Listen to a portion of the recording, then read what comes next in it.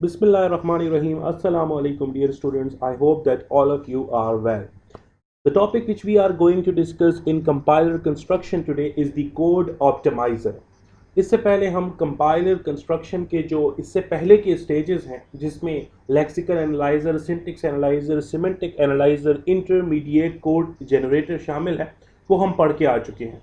ठीक है, तो अब हमने आगे बढ़ना है और आज हमने देखना है कि कोड ऑप्टिमाइज़र क्या है, कैसे काम करता है और बेसिकली कौन कौन सी कोड ऑप्टिमाइजेशन की टेक्निक्स यूज़ होती हैं. तो सबसे पहले हम देखते हैं कि कोड ऑप्टिमाइज़र का काम क्या है. Code optimizer attempts to summarize the intermediate code so that it becomes compressed without the loss of operation.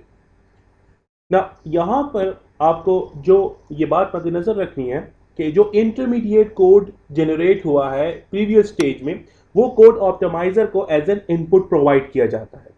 Code optimiser का क्या काम है कि उस कोड को आपने समराइज करना है, उसको बेटर और ऑप्टिमल फॉर्म में लेकर आना है ताकि उस कोड को हम कंप्रेस कर सकें. ये कंप्रेस क्यों किया जाता है ये भी आपको आने वाली स्लाइड में बताया जाएगा.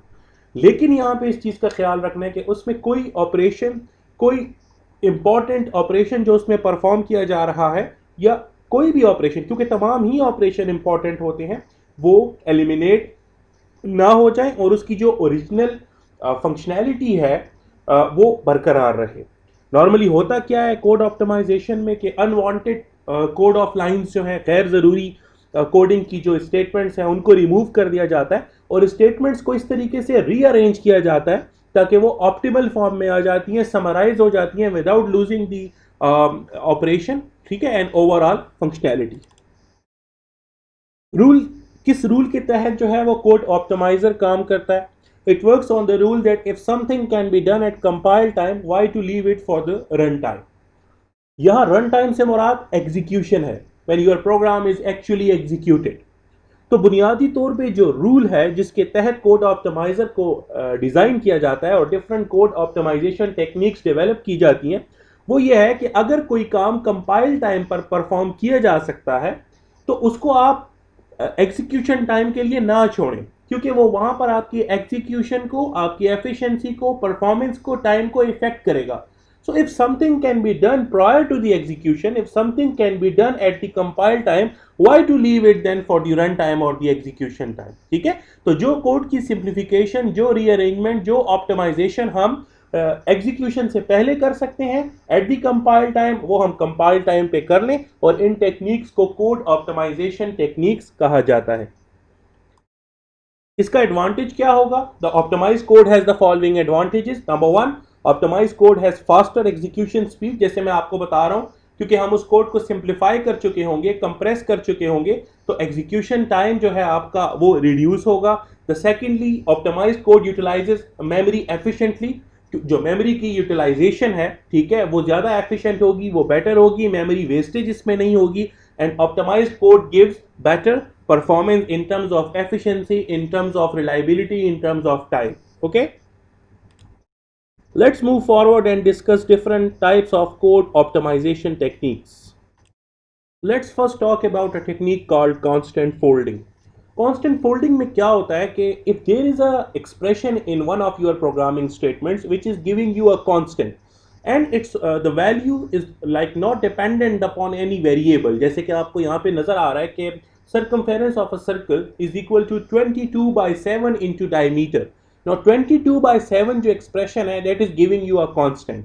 So let's solve this constant at the compile time and let's not leave it to the run time, क्योंकि इसकी जो वैल्यू है वो किसी वेरिएबल पे या किसी अनडिफाइंड वैल्यू पे डिपेंड नहीं कर रही. So as it is a constant, so let's actually solve it and let's actually put the actual constant at the compile time and not leave it to the run time. ठीक है, तो ये आप देखेंगे this technique evaluates the expression 22/7 at compile time.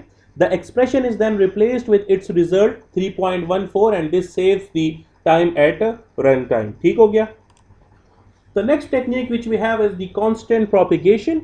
Constant propagation में क्या होता है कि अगर आपके पास कोई constants defined है, जैसे कि आपको यहाँ पे एग्जाम्पल में जो प्रोग्रामिंग स्टेटमेंट्स है उसमें दो कांस्टेंट नजर आ रहे हैं, pi is equal to 3.14 and radius is equal to 10.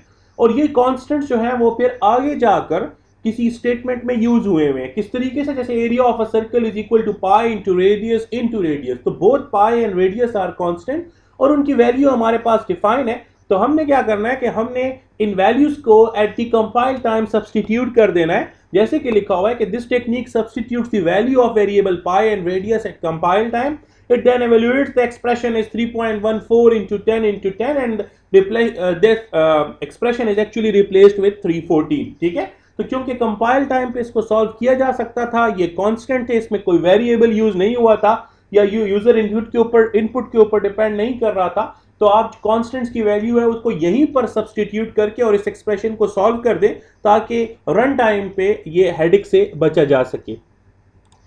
The next technique which we have is the dead code elimination। Dead code elimination में क्या होता है कि अगर आपके पास कोई ऐसा कोड है जिसने कभी एग्जीक्यूट ही नहीं होना या जिसकी एग्जीक्यूशन के कोई चांसेस नहीं है, या फॉर एग्जांपल वो किसी ऐसी कंडीशन पे डिपेंड करता है जो कि ट्रू नहीं है, इसलिए वो कोड कभी एग्जीक्यूट नहीं होगा, तो ऐसे कोड को हम डेड कोड कहते हैं और ऐसे कोड को हम एलिमिनेट कर देते हैं। ठीक है, जैसे कि आपके पास यहाँ पे देख रहे हैं कि एक कोड दिया हुआ है बिफोर ऑप्टिमाइजेशन, इफ आई को 0 वैल्यू असाइन है और उसके बाद आपकी जो इफ कंडीशन है उसमें है if i is equal to 1, so as i is equal to not 1, so this if condition would never become true. ठीक है, तो ऑप्टिमाइजेशन के बाद उस इफ कंडीशन और उसकी बॉडी के अंदर जो स्टेटमेंट्स हैं उनको एलिमिनेट कर दिया गया है और सिर्फ आपके पास एक्टिव या वैलिड स्टेटमेंट को जो है वो लेफ्ट कर दिया गया है। So that is called dead code elimination. The next technique which we have in code optimization is the strength reduction। Strength reduction में क्या होता है कि अगर आपके पास कोई ऐसा ऑपरेशन यूज किया गया है जो कि कम्प्लेक्स है और उसको किसी सिंपलर ऑपरेशन से रिप्लेस किया जा सकता है, that does not cost that much headache for the processor, तो उसको रिप्लेस कर दिया जाता है। जैसे कि फॉर एग्जांपल आपके पास एक स्टेटमेंट है b is equal to a cross 2 और उसको ऑप्टिमाइज करने के बाद b is equal to a cross 2 को b is equal to a plus a कर दिया गया, that is absolutely similar to b is equal to a cross 2। लेकिन प्रोडक्ट ऑपरेशन को प्लस ऑपरेशन से क्यों रिप्लेस कर दिया गया है? क्योंकि plus operation is simpler to perform for the processor as compare to the product operation. ठीक है, both work exactly in the same way, but as product operation is more complex, it's a headache for the processor, so that is why it has been replaced by the plus operation। The next technique which we have in code optimization is the code movement। Code movement में क्या होता है कि हम किसी statement को eliminate नहीं करते या उसको हम रिप्लेस नहीं करते, रादर देन उसको जस्ट मूव करते हैं from one point two another point और उसकी जो एक्स्ट्रा प्रोसेसिंग के साथ कम्प्लेक्सिटी इन्वॉल्व है उसको हम एलिमिनेट करते हैं। ठीक है, किस तरीके से, जैसे कि आप देख सकते हैं कि यहाँ पर एक फॉर लूप एग्जीक्यूट हुई है और एक फॉर लूप की बॉडी के अंदर जो फॉर लूप यहाँ पे यूज हुई है, दो स्टेटमेंट्स हैं। एक पहली स्टेटमेंट है x is equal to y plus z और एक सेकेंड स्टेटमेंट है जिसमें एक अरे जो कि स्ट्रिक्टली लूप की एग्जीक्यूशन के साथ एसोसिएटेड है और उसके ऊपर डिपेंड कर रहा है। लेकिन अगर आप x is equal to y plus z को देखें तो ये स्टेटमेंट किसी भी तरह लूप की एग्जीक्यूशन में कंट्रीब्यूट नहीं कर रही and there is no need to repeatedly execute with every repetition of the loop. ठीक है, I am talking about this statement x is equal to y plus z, तो दैट इज वाई इसको हम loop की body से बाहर निकाल देते हैं क्योंकि इसकी एग्जीक्यूशन सिर्फ एक ही दफा जरूरी है, इसको लूप के अंदर रखने का कोई फायदा नहीं है because this is again and again getting executed and giving you the same output और द सेम रिजल्ट। ठीक है, तो हमने बार बार इस, क्योंकि इट्स कॉस्टली ना, किसी स्टेटमेंट को बार बार एग्जीक्यूट करना इट्स कॉस्टली। ठीक है, तो इसलिए हमने इसको लूप की बॉडी से बाहर निकाल दिया ताकि ये सिर्फ एक दफा एग्जीक्यूट हो और जो प्रोसेसर का ओवरहेड है उसको हम रिड्यूस कर सकें। ये हमारे पास रनिंग एग्जाम्पल का वो इंटरमीडिएट कोड है जो कि हमने लास्ट स्टेज ICG के एंड पे जनरेट किया था।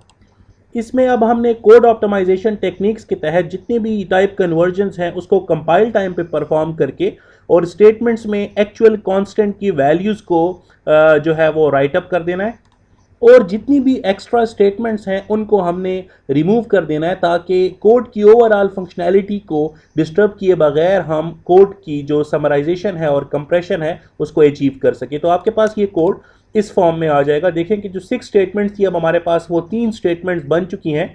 इसमें आप देख सकते हैं कि जितनी भी टाइप कन्वर्जन्स हैं वो कंपाइल टाइम पे परफॉर्म कर ली गई हैं, कॉन्स्टेंट्स को उनकी जो एक्चुअल वैल्यूज़ हैं उनसे रिप्लेस कर दिया गया है and the number of statements are also reduced with the same functionality.